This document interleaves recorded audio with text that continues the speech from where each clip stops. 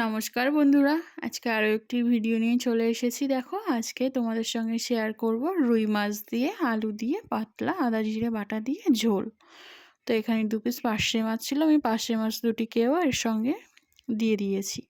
আমি প্রথমে এইভাবে আলুগুলোকে হালকা সিদ্ধ করে নিয়েছিলাম, জাস্ট না করলে নয় তাই। আর তারপরে আমি তেলের মধ্যে আলুগুলোকে আমি ঠিক এইভাবে ভেজে নেব। আর এখানে দেব গোটা গরম মশলা, শুকনো লঙ্কা, একটা তেজপাতা, একটু জিরে।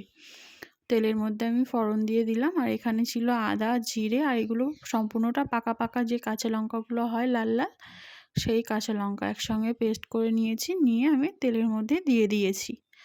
দেখো বন্ধুরা, আদা জিরে কাঁচা লঙ্কা খুব বেশি কষানো লাগে না, অল্প একটু তেলের মধ্যে দিলেই হয়ে যায়। বেশি কষাতে গেলে একটু তিতো তিতো ভাব এসে যায়। তো আমি এখানে আলুগুলোকে ভাজিয়ে রাখা আলুগুলোকে এখানে দিয়ে দেব। আর জানো তো বন্ধুরা, এরকম আলুগুলোকে ভেজে নিলে তেলের মধ্যে খুব সুন্দর একটি টেস্ট পাওয়া যায়। যারা আলু না ভেজে রান্না করো তাদেরকে একবার হলেও বলবো যে এইভাবে আলুগুলোকে ভেজে মাছের ঝোল রান্না করে খেয়ে দেখবেন, অবশ্যই খুব সুন্দর লাগবে। টেস্টের একটা ডিফারেন্স নিশ্চয়ই আছে। তো আমি এই যে হালকা পাতলা কষিয়ে নিয়েছি আলু দিয়ে, আমার কষানোটাও হয়ে গেছে। তারপরে আমি এখানে জল অ্যাড করে দিয়েছি। আগেই বলেছিলাম আদা জিরে কাঁচা লঙ্কা খুব বেশি কষানো লাগে না। আর কালারটা কত সুন্দর এসেছে না বন্ধুরা, সম্পূর্ণটা কিন্তু কাঁচা লঙ্কাতেই করা, কিন্তু লাল লাল পাকা পাকা লঙ্কা দিয়েছি বলে কালারটা খুব সুন্দর এসেছে। আর এই গরম মশলার ফোড়নটা আর জিরে ফোড়নের যে একটা ফ্লেভার আছে, এটাই তরকারির স্বাদকে আরও দ্বিগুণ বাড়িয়ে দেবে। আমার ঝোলটা ফুটে উঠেছে, আমি এখানে মাছগুলোকে দিয়ে দেবো। যেহেতু বড় বড় মাছ, একটু সেদ্ধ হতে টাইম লাগবে। তো আমি খুব বেশি ঝোল করব না, কিন্তু ঝোলটা পাতলাই হবে। তো চলো, আমার এইভাবে মাছগুলো দিয়ে আমি একটু ঢাকা দিয়ে দেবো।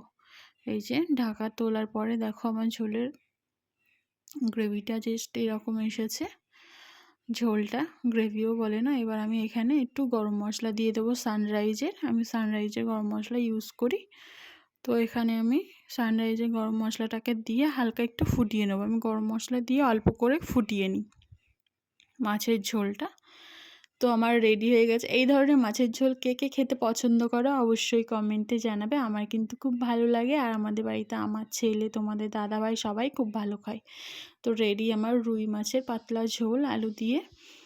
ঝোলটা কিন্তু খুব সুন্দর হয়েছিল বন্ধুরা। কে কে এরকম মাছের ঝোল খেতে পছন্দ করো অবশ্যই কমেন্টে জানিও। তারপরে আমি এখানে নিয়ে নিয়েছি সাদা ভাত, কাঁচা লঙ্কা, মাছ ভাজা, তারপরে করেছিলাম কাঁকরোল ভাজা। পাকা পাকা কাঁকরোলগুলো আছে না, সেই কাঁকরোলগুলো সব কিন্তু আমাদের নিজেদের জমির।